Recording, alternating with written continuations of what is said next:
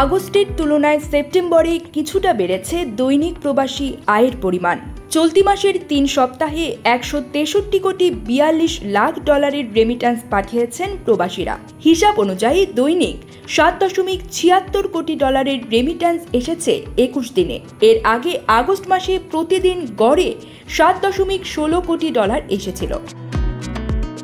গত 21 দিনে যে রেমিট্যান্স এসেছে তা বাংলাদেশি মুদ্রায় 19,611 কোটি টাকার বেশি। বাংলাদেশ ব্যাংকের সর্বশেষ প্রতিবেদন বলছে, চলতি মাস সেপ্টেম্বরের প্রথম 21 দিনে 163 কোটি 42 লাখ ডলারের রেমিট্যান্স পাঠিয়েছেন বিভিন্ন দেশে বসবাসরত প্রবাসী বাংলাদেশিরা। আর প্রতিদিন আসছে 7 কোটি 76 লাখ ডলার। এভাবে রেমিট্যান্স আসার ধারাবাহিকতা থাকলে চলতি মাসে প্রায় 2.5 বিলিয়ন ডলারের রেমিট্যান্স আসবে বলে ধারণা করছেন ব্যাংকাররা।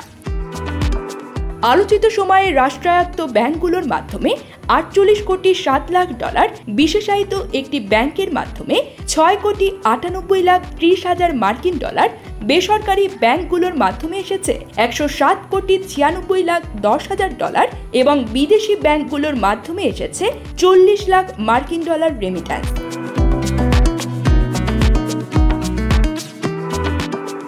দেশের ইতিহাসে একক মাসে সর্বোচ্চ 260 কোটি ডলার রেমিট্যান্স এসেছিল 2020 সালের জুলাই মাসে। বছরওয়ারি হিসাবে সর্বোচ্চ রেমিট্যান্স আসে 2020-21 অর্থ বছরে। ওই অর্থ বছরে মোট রেমিট্যান্স আসে 24.78 মিলিয়ন বা 2,478 কোটি ডলার।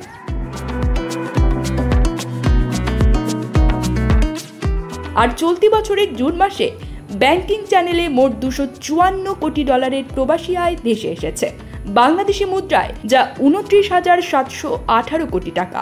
এটি এখন পর্যন্ত দ্বিতীয় সর্বোচ্চ রেমিট্যান্স বা প্রবাসী আয়।